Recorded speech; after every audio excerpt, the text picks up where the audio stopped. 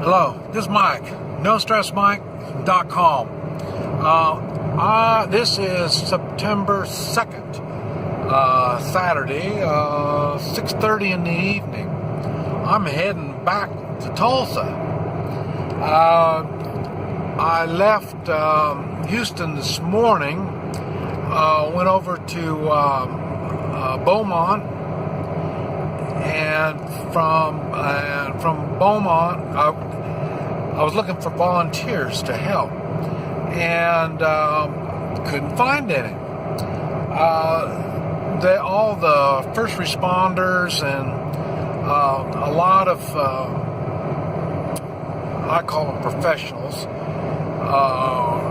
were there, and there really wasn't any volunteers. Now, where there was some, I'm not saying there wasn't, there was some, and where they were was in Red Cross sanctuaries, I guess you might call them. And if you've watched my other videos, I've mentioned Red Cross isn't a good thing to work, and it's sure not a good thing for me. And so I couldn't do any good. I know the people could use me, but once you go under someone else's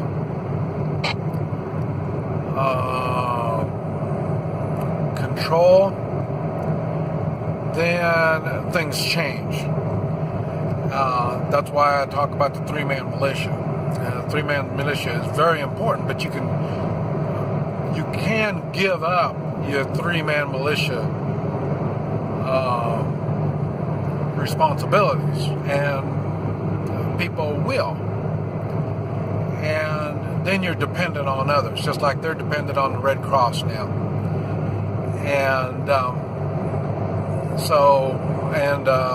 they're dependent now. They're taking orders from first responders and this type of stuff. So there's nothing there I can't do any good for them. And more first responders are coming in. There'd be convoys of them, anywhere from 2. I think the biggest one I saw was 8 units coming in. Anyway, so I went from at Beaumont. They sent me to different places, and there was nobody there on these places. And then one place I went to, they're going to be here tomorrow. And I thought, tomorrow? How are the volunteers going to be there tomorrow? How do the volunteers know they're going to be there tomorrow? You know what I mean? It didn't make sense to me. And then after 4 places I went to, 3, and that's when I found out it was, what do you call it?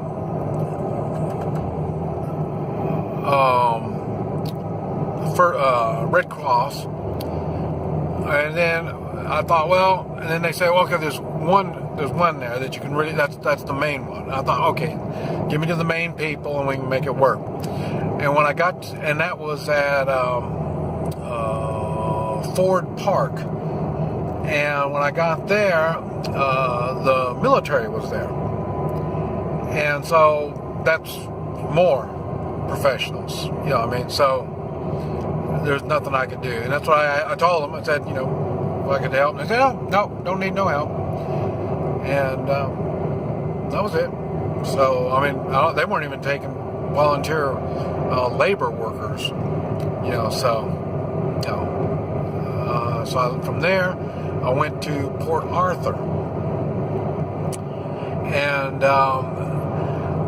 what I heard was Port Arthur was wiped out. And when I think of wiped out, I think of, was it Greensburg, Kansas. When I went through there, I think they had 2 buildings left standing. And that was pretty much wiped out. And that's what I was expecting here, and it wasn't. They had everything going.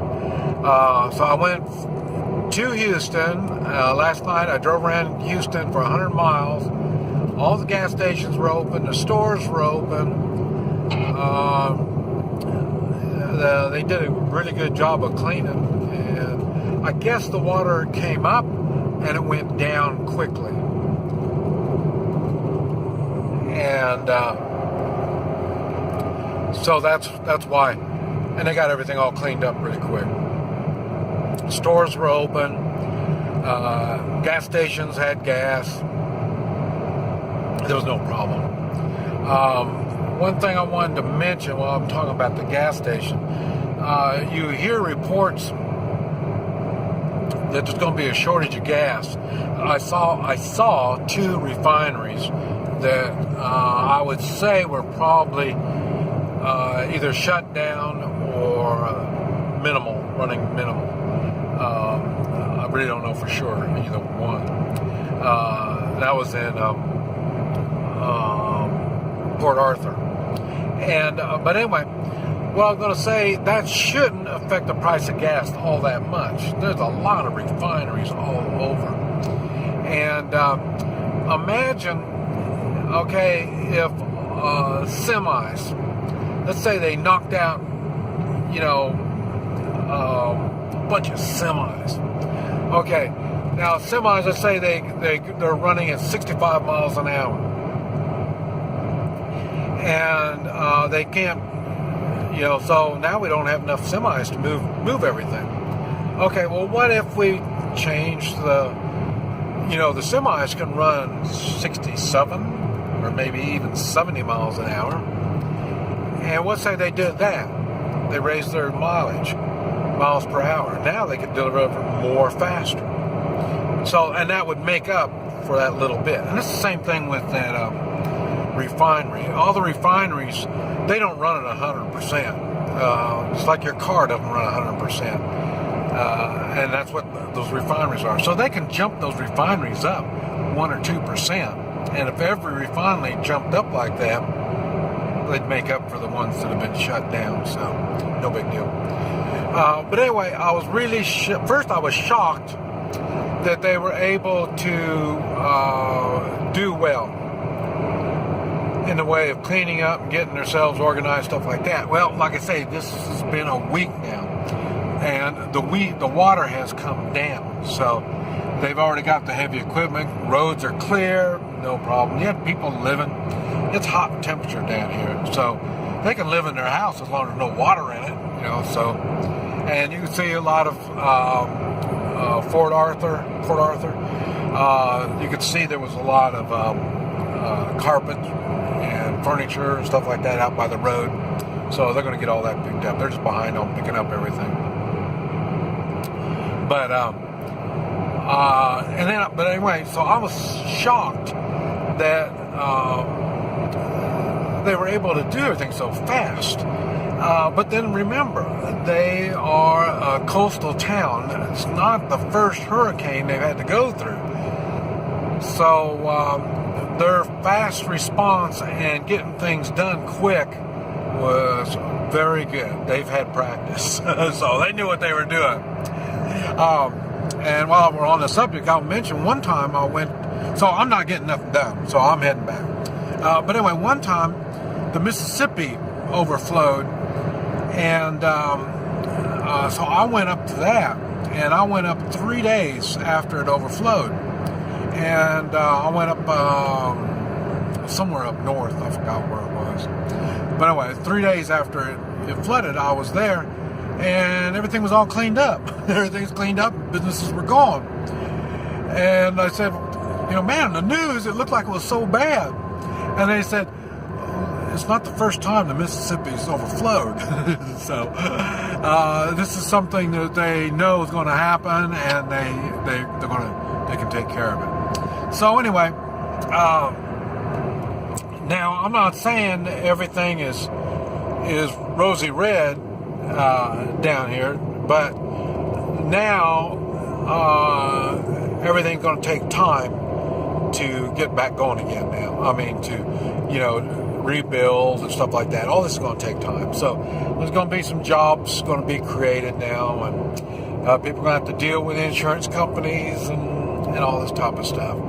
But as far as I know, and I talked to police and first responders trying to find out where the volunteers are. See, so it's not like I'm just stumbling around in the dark. I mean, I've got some guidance, and but like I say, they pretty much got everything under control. At least my experience has shown me. What have I done? I've see 1, 2, probably 300, maybe 350 miles I have driven after I got to Houston, and then to Beaumont and Port Arthur, and I've drove around all these places looking for the volunteers. So I've looked at a lot of places, but anyway, I think they're going to be doing good. I don't look at it as a waste. I did come down. I did see my cousin. Haven't seen her in a while, so I saw her. And then also, I didn't really make any connections. A lot of times, that's why I do this, so that I can make connections. I didn't really make any connections. I didn't really get to do any work with anybody or be able to impress anybody for doing anything. So, other than that, I guess it's just, it was a good practice for me getting out. And like I say, it took me a whole day to load up and get everything ready. So, I found out I'm not really as prepared as I thought I was. But then again, this is leaving my environment. Whenever you leave your environment, you always put yourself in, you got more problems. And see, that's why it's easier. That's why a 3-man militia is so effective. You're right there in your own home area. But anyway, so now I'm going to enjoy my ride. I'm going to go on and get it's 8, maybe 9-hour drive back. I'll probably drive a couple more hours and then get a hotel room, and then enjoy my little run around. And but anyway, I just wanted to get you caught up on what happened. Nothing. I wouldn't call it frustration, but like I say, I was looking forward to helping a lot of people. But it didn't turn out that way. But we'll see. Better luck next time. This is Mike. NoStressMike.com.